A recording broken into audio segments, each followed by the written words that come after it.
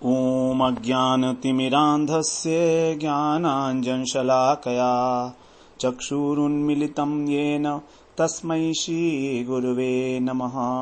वन्देऽहं श्रीगुरो श्रीयुत्पदकमलं श्रीगुरून् वैष्णवांश्च श्रीरूपं साग्रजातं सहगण रघुनाथान्वितं तं सजीवं साद्वैतं सावधूतं परिजनसहितं कृष्ण चैतन्य देवं श्रीराधा कृष्ण पादान् सहगण ललिता श्री विशाखान्वितांश तमादिदेवं करुणानिधानं तमालवर्णं सुहितावतारम् अपार संसार समुद्र सेतुं भजामहे भागवत स्वरूपम्। हे देव हे दैत हे भुवनैक बंधो, हे कृष्ण हे चपल हे करुणैक सिंधो, हे नाथ हे रमण हे नयनाभिराम, हा हा कदानुभवितासि पदं दृशोर्मे। श्री कृष्ण चैतन्य प्रभो नित्यानंद, श्री अद्वैत गदाधर शिवासादि गौरभक्त वृंद। हरे कृष्ण कृष्ण कृष्ण हरे हरे, हरे राम राम राम हरे हरे। हरे कृष्णा।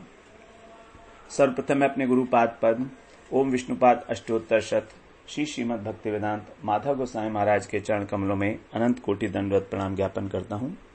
हम लोग श्रीमद् भागवत पुराण में छठा स्कंद का अध्ययन कर रहे हैं, जिसमें पोषण लीला का वर्णन है।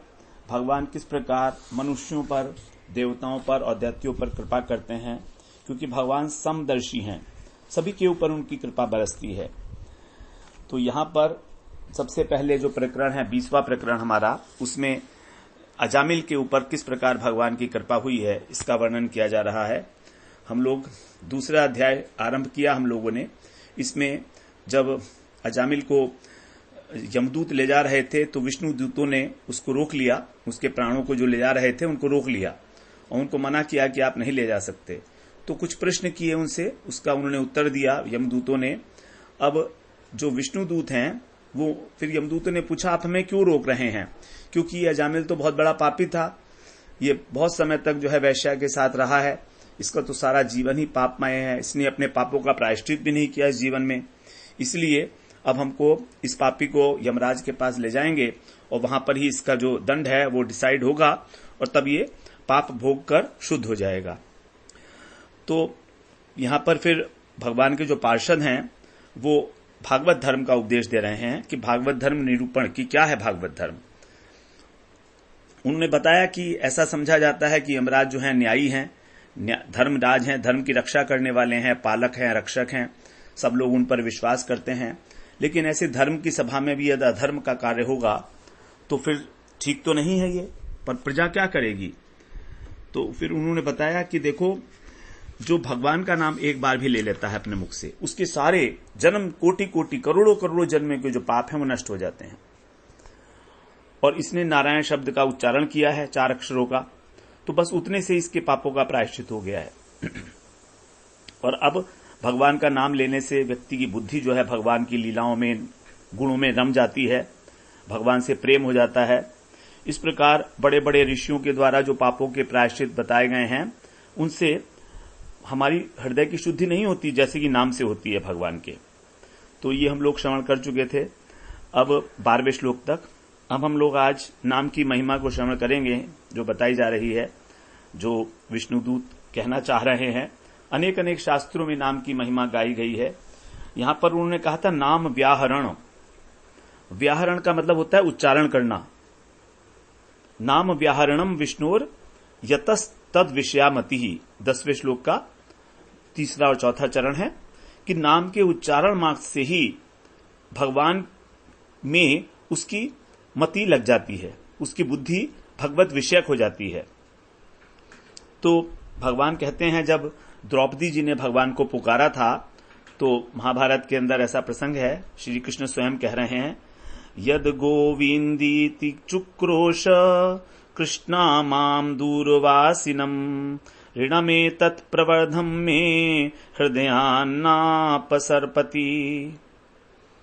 माम दूरवासिनम, मेरे दूर होने के कारण द्रौपदी ने, कृष्णा का मतलब द्रौपदी है, कृष्णा जो शब्द है वो द्रौपदी के लिए कहा जाता है। कृष्ण के लिए कभी कृष्णा वर्ड नहीं आता है क्योंकि ये फेमिनिन जेंडर है। कुछ लोग महामंत्र में हरे कृष्णा कृष्णा कृष्णा बोलते हैं, वो ठीक नहीं है।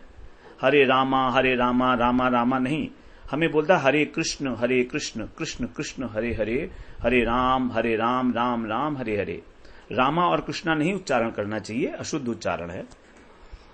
तो कह रहे हैं जब द्रौपदी ने जोर जोर से कहा था गोविंदेति, गोविंद गोविंद, इस प्रकार जब उसने क्रंदन किया था कौरवों की सभा में, जब दुशासन उसके वस्त्र को खींच रहे थे, तो भगवान कहते हैं कि वो जो ऋण है मेरे ऊपर चढ़ गया है, ऋणम एतत् प्रवर्धम में, मेरे ऊपर वो ऋण बढ़ गया है क्योंकि उन्होंने मेरा नाम लिया था गोविंद गोविंद।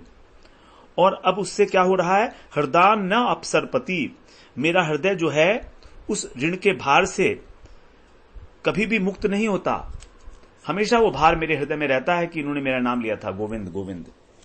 इस प्रकार से भगवान कह रहे हैं कि भगवान के ऊपर कितना भार चढ़ जाता है। तो पापों की निवृत्ति के लिए तो भगवान के एक अंश का नाम लेना ही काफी है। यहां पर जो इसमें कहा गया नाम पदई, 11वें श्लोक में कहा गया यथा हरे नाम पदैर उदाहरतैर। नाम पदई का मतलब है नाम जो, जैसे राम राम, कृष्ण कृष्ण, नारायण नारायण, इस प्रकार से। तो इसके लिए पूरा नाम लेने की अब आवश्यकता नहीं है, एक ही नाम काफी है।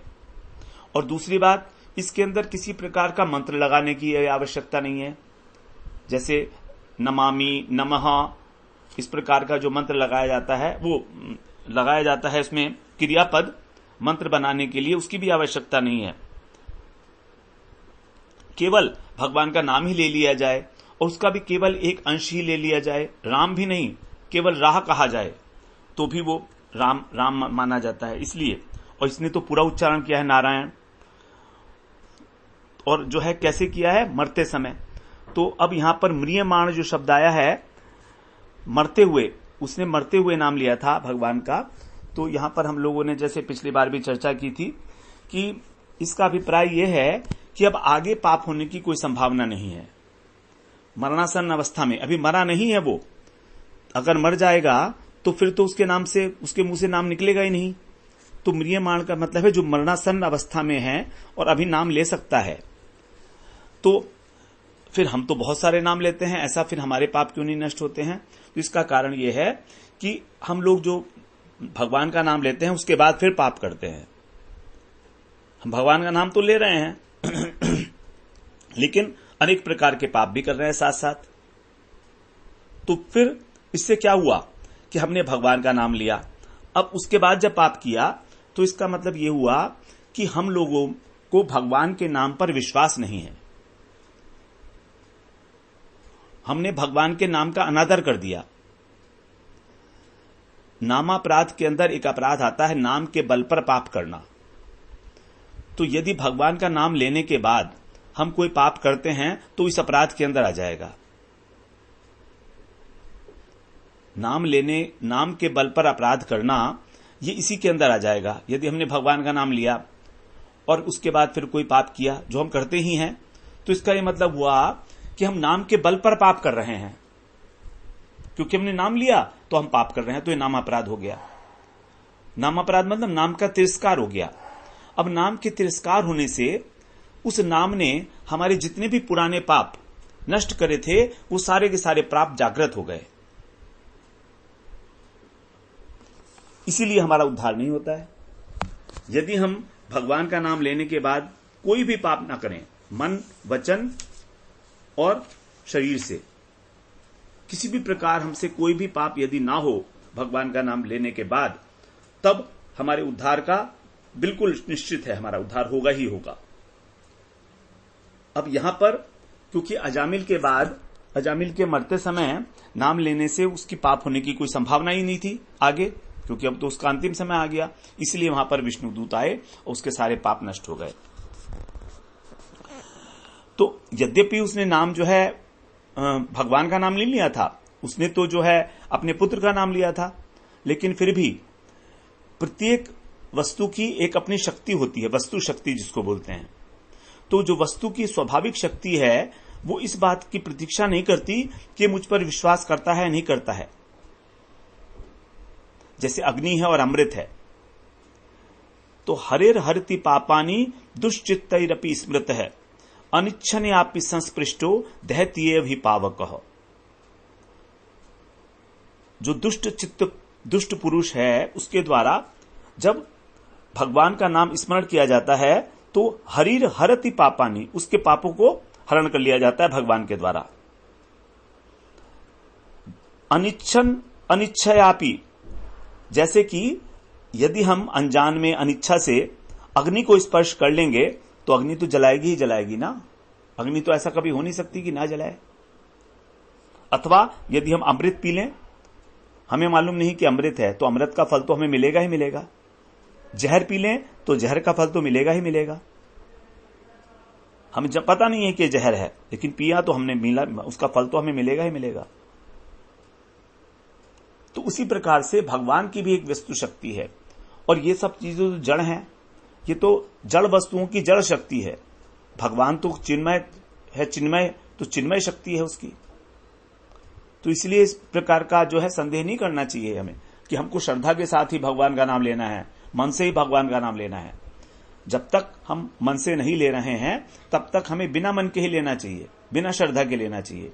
यदि मन से ले लिया तो उसका फल तो बहुत ऊंची बात है। उसका फल हमारा उद्धार होना नहीं है, उसका फल तो है कृष्ण प्रेम की प्राप्ति। तो जब मन से नाम लिया जाएगा तो हमारे को कृष्ण प्रेम की प्राप्ति होगी। एक बार भी यदि भगवान का नाम लिया जाए, सकृत अपि उच्चारितम, सकृत उच्चारितम ये न हरि इति अक्षर द्वयम बद्ध परिकरस्तेन मोक्षाय गमनम प्रति। सकृत का अर्थ होता है एक बार, एकदा। तो यदि हरि, ह और री, ये दो शब्द, इन दोनों का उच्चारण एक बार भी कर लिया जाए तो ऐसा मानिए कि उसने क्या किया है, मोक्ष प्राप्त करने के लिए, मोक्षाय गमनम प्रति, मोक्ष में जाने के लिए उसने क्या किया है, परिकरस तेन माने उसने परिकर बद्ध, अपना परिकर बांध लिया है, मतलब अपना सामान बांध लिया है। अब तैयारी कर ली है उसने कि मैं मोक्ष जा रहा हूं। जब हम कहीं जाते हैं तो अपनी जो कमर वगैरह है उसमें बेल्ट वेल्ट बांध लेते हैं ना, फेंट कस लेते हैं कि चलो भाई उठो चलना है अब। तो उसी तरह से कह रहे हैं बद्ध परिकर, अपनी कमर कस ली है उसने जाने के लिए। कहां पर, मोक्षाय गमनम प्रति, मोक्ष की प्राप्ति के लिए। एक बार भी यदि भगवान का नाम ले लिया गया है तो इस प्रकार से भगवान का नाम जो है मोक्ष तो गौण रूप से दे देता, आनुषंगिक रूप से। ये मुख्य फल नहीं है नाम का, मुख्य फल तो भगवान के प्रेम की प्राप्ति है, लेकिन गौण फल जो है ये मोक्ष है।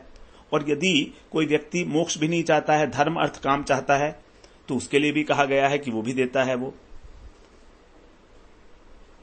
उसको धर्म अर्थ काम की भी प्राप्ति होती है। धर्म अर्थ काम इत्यादि इन सब को भी साधक है भगवान का नाम। न गंगा न गया सेतुर न काशी न च पुष्करम जिव्याग्रे वर्तते यस्य हरिर इति अक्षर द्वयम।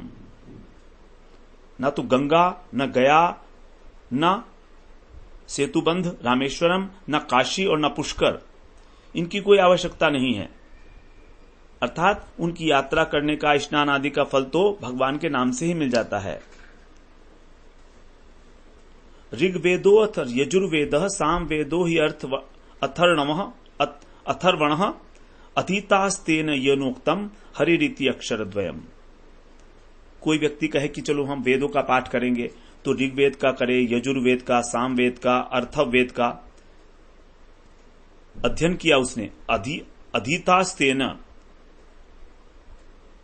तो यदि इसने भगवान का नाम ले लिया 2 अक्षर का हरि, तो समझिए उसने सारे वेदों के वेद अध्ययन कर लिए। और आगे कह रहे हैं अश्वमेधादिभिर्यज्ञ नरमेधई सदक्षिणई यजितम तेन ये नोक्तम हरेति अक्षरद्वयम्। जो भगवान के 2 अक्षर है हरि, यदि ये उसने उच्चारण कर लिए तो समझिए कि दक्षिणा के सहित उसने अश्वमेध आदि यज्ञ जितने हैं वो भी सब पूरे कर लिए। और सबसे इंपॉर्टेंट बात, प्राण प्रयाण पाथेयम संसार व्याधि भेषजम दुख क्लेश परित्राणम हरेरेति अक्षरद्वयम्।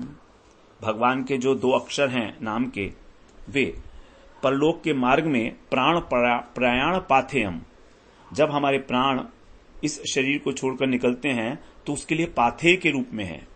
पाथेय का मतलब होता है जब हम कहीं यात्रा में जाते हैं तो कुछ भोजन सामग्री इत्यादि रख लेते हैं अपने साथ, कुछ बस का किराया ट्रेन का किराया भी रखते हैं अपने पास कि भाई रास्ते में जरूरत पड़ेगी।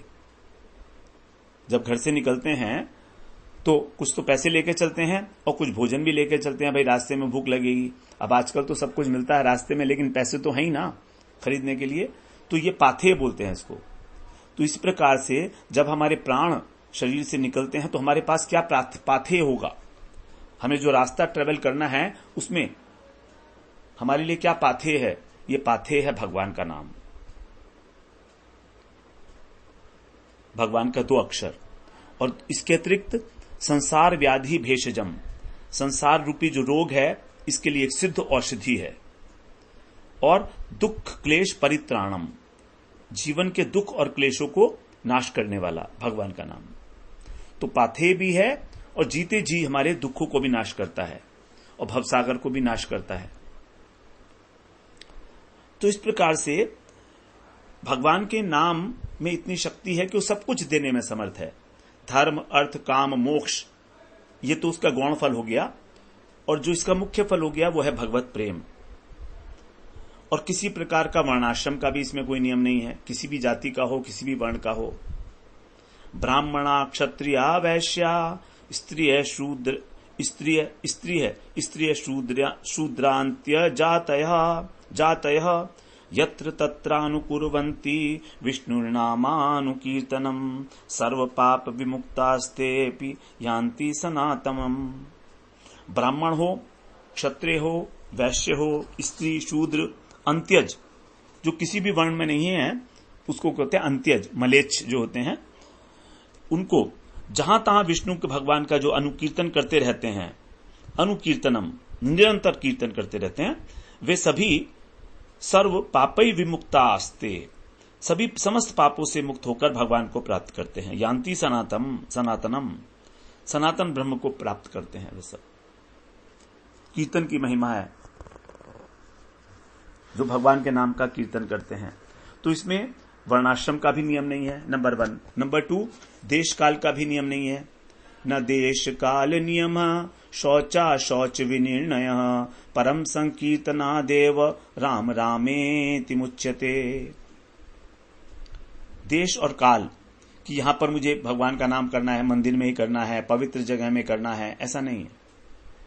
और काल सुबह के समय ही भगवान का नाम लेना है, जो हरिवासर तिथि है, एकादशी है, उसके अंदर ही भगवान का नाम लेना है, ऐसा भी नहीं है। न देश का नियम न काल का नियम, अर्थात सब जगह पर 24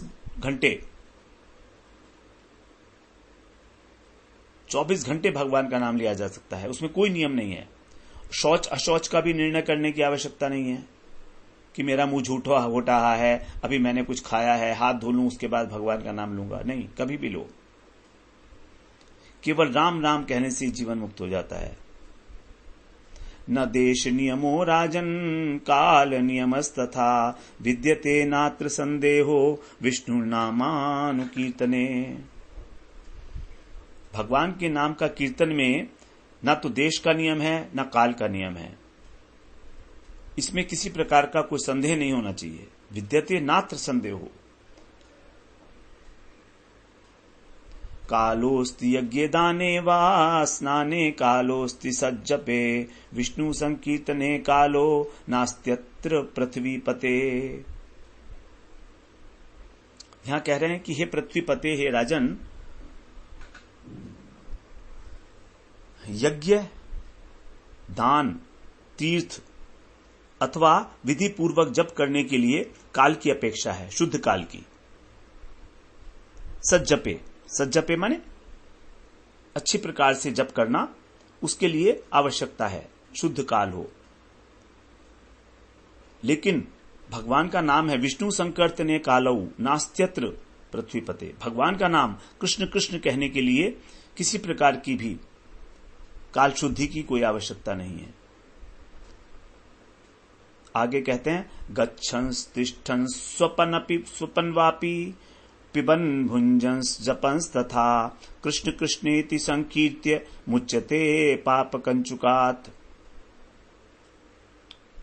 चलते फिरते, गच्छन माने चलते फिरते, तिष्ठन माने खड़े खड़े सोते हुए, स्वपन अपि खाते पीते हुए, पिबन माने खाते पीते हुए, भुंज जपंस तथा और जप करते हुए। कृष्ण कृष्ण ऐसा कीर्तन करके मनुष्य क्या करता है? पाप कंचुकात, जो पाप की केचुली है, जैसे सांप होता है उसकी केचुली होती है, तो जब वो केचुली छोड़ता है तो केचुली रह जाती है और बाहर निकल आता है। उसी प्रकार जो पाप है हमारे आत्मा के ऊपर, ये केचुली के रूप में है। तो जब वो इस प्रकार से नाम लेता है तो वो पाप की जो केचुली है उससे बाहर निकल आता है, छूट जाता है। अब उसको पाप स्पर्श नहीं करेंगे। और हम लोग जो संध्या वंदन करते हैं उससे पहले ये वाला मंत्र तो पढ़ते ही हैं। अपवित्र पवित्रो वा सर्वावस्थां गतोपि वा ये स्मरेत पुंडरीकाक्षम सभायाभ्यंतरः शुचि। अर्थात अपवित्र हो या पवित्र हो, सभी अवस्थाओं में, अपवित्र है पवित्रो वा सर्वावस्थां गतोपि वा, किसी भी अवस्था में हो, यह स्मरेत पुंडरीकाक्षम, जो पुंडरीकाक्ष भगवान का, पुंडरीकाक्ष मतलब कमल नयन, जिनके नयन जो हैं वो कमल के समान हैं, ऐसे भगवान का जो स्मरण करता है वो बाह्याभ्यंतर शुचि ही, वो बाहर से और भीतर से दोनों ओर से पवित्र हो जाता है। फिर आगे कहते हैं कृष्णेति मंगलम नाम यस्य वाची प्रवर्तते भस्मी भवन्ति सद्यस्तु महापातक कोटयः। अर्थात जिसकी जीवा के ऊपर कृष्ण कृष्ण ये मंगलमय नाम नृत्य करता रहता है, कृष्णेति मंगलम नाम यस्य वाची प्रवर्तते भस्मी भवन्ति, उसके जो सद्यस्तु तुरंत ही महापातक कोटेय, जो महापातक पाप राशि है वो तत्काल भस्म हो जाती है, भस्मीभूत हो जाती है, भस्मी भवन्ति। अब आगे कहते हैं सर्वेषामपि यज्ञानां लक्षाणि व्रतानि च तीर्थस्नानानि सर्वाणि तपांसयन शनानि च वेदपाठ सहस्राणि प्रादिक्ष्यं भुवः शतम् कृष्णनाम जपस्यास्य कलां नार्हन्ति षोडशीम्। सर्वेषाम अपि यज्ञानाम, जितने भी यज्ञ हैं, और लक्षणानि व्रतानि, और सैकड़ों लाखों व्रत, और तीर्थ स्नानानि, सभी जगहों में सभी तीर्थों में स्नान करना, तप करना, अनेक उपवास करना, वेद पाठ करना, वेद पाठ सहस्राणी, हजारों बार वेद का पाठ करना, और प्रादिक्ष्यम भुवः शतम, इस पृथ्वी की 100 बार परिक्रमा करना, वो सब मिलके भी कृष्ण नाम जप के एक 16वें हिस्से के बराबर भी नहीं है। बड़ी अनंत महिमा है कृष्ण भगवान के नाम की, अनंत महिमा। और केवल भगवान का नाम कीर्तन करने का ही ये महिमा ऐसा नहीं है, श्रवण और स्मरण का भी फल वही है। श्रवण और स्मरण, पद्म पुराण में कहा है आश्चर्ये वा भये शोके क्षते वा मम नाम यह व्याजेन वा स्मरद्यस्तु सयाति परमाम गतिम। कहते हैं कि आश्चर्य भय शोक चोट लगना इत्यादि के अवसर पर जो मेरा नाम बोल उठता है या किसी भी कारण मेरा स्मरण करता है वो परम गति को प्राप्त होता है। व्याजेन का मतलब किसी भी व्याज से, किसी भी बहाने से मेरा नाम लेता है। प्रयाणे च प्रयाणे च यन्नाम स्मरताम नृणाम सद्यो नश्यति पापौ घवो नमस्तस्मै चिदात्मने। चाहे मृत्यु का समय हो, प्रयाण काल हो, चाहे जीवन हो, कभी भी भगवान के नाम का स्मरण करने वाला हो, कभी भी भगवान का नाम का स्मरण किया जाए तो उसकी पुण्य पाप राशि तत्काल नष्ट हो जाती है। सद्य का अर्थ होता है शीघ्र, तत्काल। मैं उस चिदात्मा प्रभु को नमस्कार करता हूं। श्रुत्वा नामानि तत्रस्थस तेनोक्तानि हरिर्ध्वज नारकान मुक्ता सद्य एव महामुने। हे महामुनि ब्राह्मण देव, भक्त के मुख से जब नरक में रहने वाले प्राणियों ने श्रुत्वा नामानि भगवान का नाम सुना तो क्या हुआ?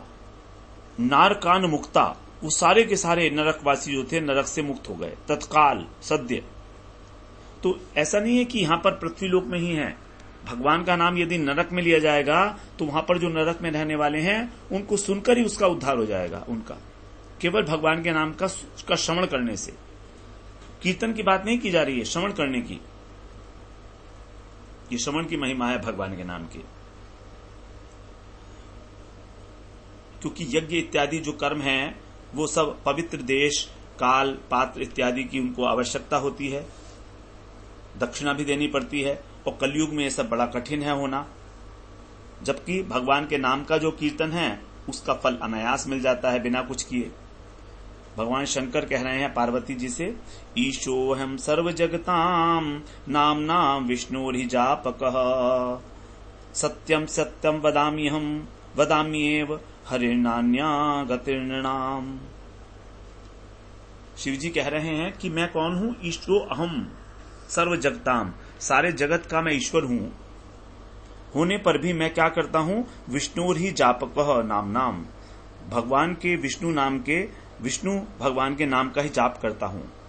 सत्यम सत्यम वदाम्येव, मैं तुमसे बिल्कुल सत्य सत्य कह रहा हूं कि भगवान को छोड़कर प्राणियों के लिए कर्मकांड, ज्ञान कांड, योग इत्यादि कोई भी गति नहीं है, कोई भी गति नहीं है। नान्या गतिर्नृणाम, कोई गति है ही नहीं। हरिर्नाम हरिर्नाम हरिर्नाम एव केवलम कलौ नास्त्येव गति अन्यथा।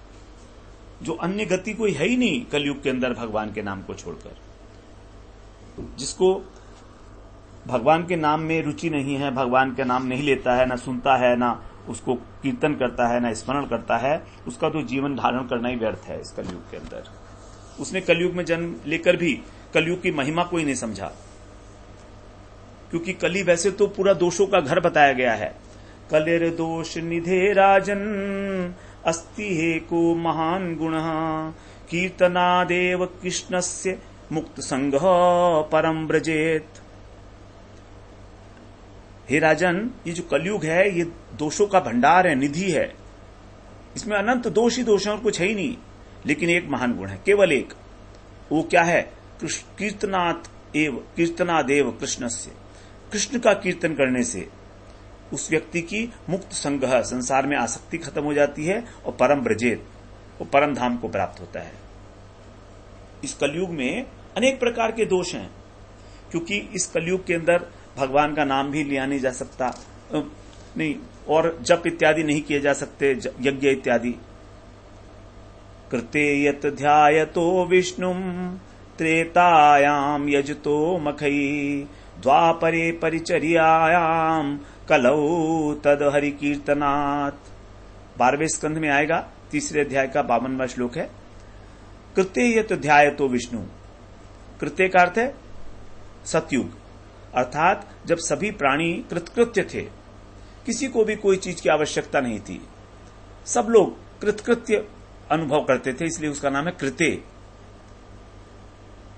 तो उस सतयुग के अंदर भगवान की का ध्यान करना, बहुत लंबे समय तक भगवान का जो है ध्यान किया जाता था, उनके रूप का, क्योंकि उस समय आयु भी तो 1,00,000 वर्ष होती थी और मन जो है वो बिल्कुल स्थिर होता था, शांत होता था, किसी प्रकार के कोई बाहर आडंबर नहीं थे।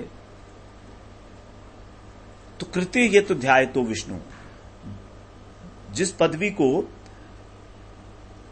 सतयुग में ध्यान से मिलता था भगवान के, त्रेतायाम यजतो मखई, मखई का मतलब यज्ञ, और त्रेता युग में यज्ञ करने से मिलता था। यज्ञ किया जाता था, शुद्ध द्रव्य होता था, शुद्ध काल, शुद्ध ब्राह्मण, शुद्ध यजमान, शुद्ध उद्देश्य। द्वापरे परिचर्यायाम, और द्वापर युग में भगवान की परिचर्या की जाती थी, विग्रह सेवन किया जाता था। कलौ तद हरि कीर्तनात्, वही फल जो है कलयुग के अंदर केवल भगवान के कीर्तन से मिल जाता है, वही फल। तो कीर्तन क्या है, वास्तव में है क्या कीर्तन? अगच्छित स्मरणम विष्णोर बहुआयासेन साध्यते, होष्ठ स्पंदन मात्रेण कीर्तनन्तु ततो वरम।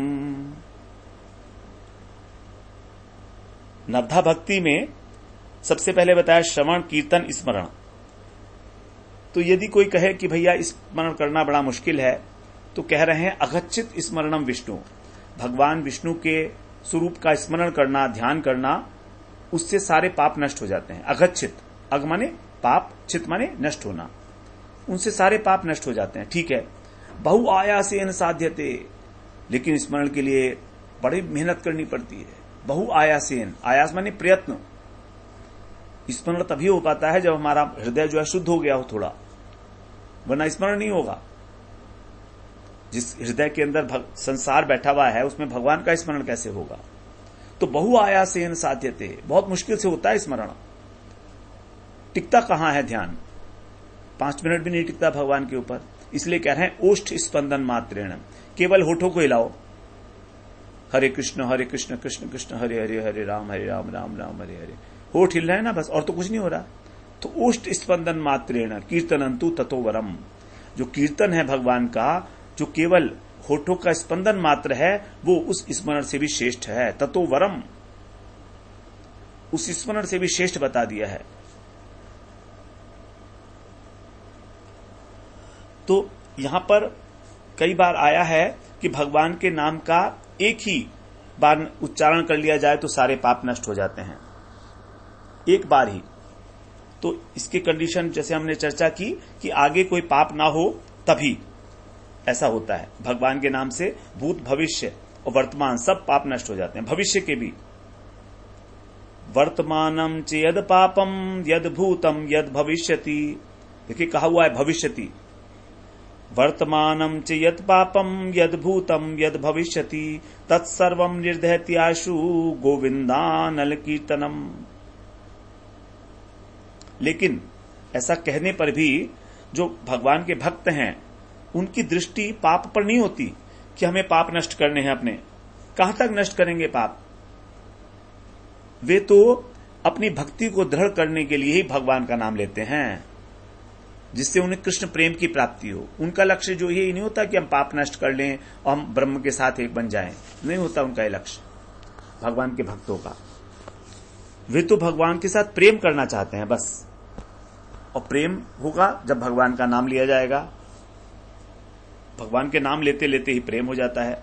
जितनी जितनी हमारे हृदय के अंदर जो कामनाएं, वासनाएं हैं, वो जब शांत होती जाएंगी, तब उतनी ही मात्रा में हमारा हृदय जो है परिष्कृत होगा और उसके अंदर फिर भगवत प्रेम का, कृष्ण प्रेम का उदय होता जाएगा।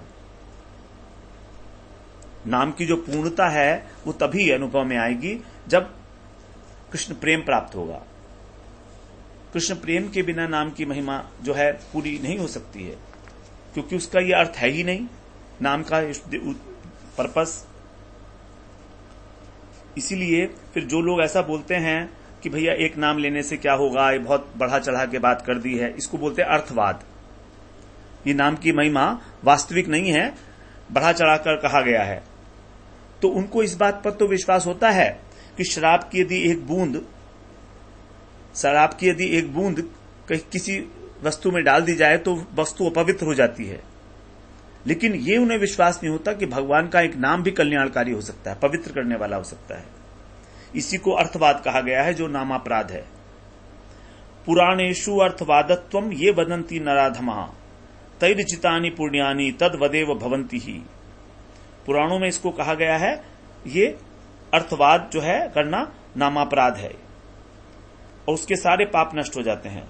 भगवान कहते हैं, मन्नाम कीर्तन फलम विविधम निशम्य न श्रद्धाति मनुते यतुतार्थवादम यो मानुषस्तमिह दुःखच्चये क्षिपामि संसार घोर विविधार्ति निपीड़ितांगम।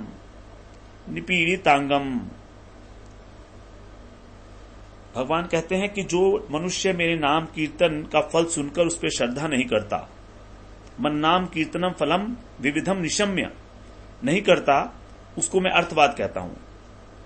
उसे विश्वास नहीं है, इसीलिए उसको संसार के घोर ताप से पीड़ित होना पड़ता है और मैं उसको अनेक प्रकार के दुखों में डाल देता हूं।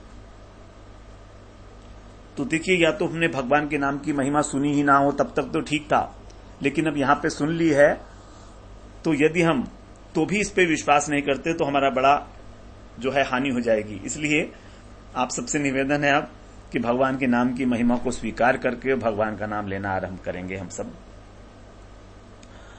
क्योंकि अर्थवादम हरे नामनी संभावयति यो नरः स पापिष्ठो मनुष्याणाम नरके पतति स्फुटम।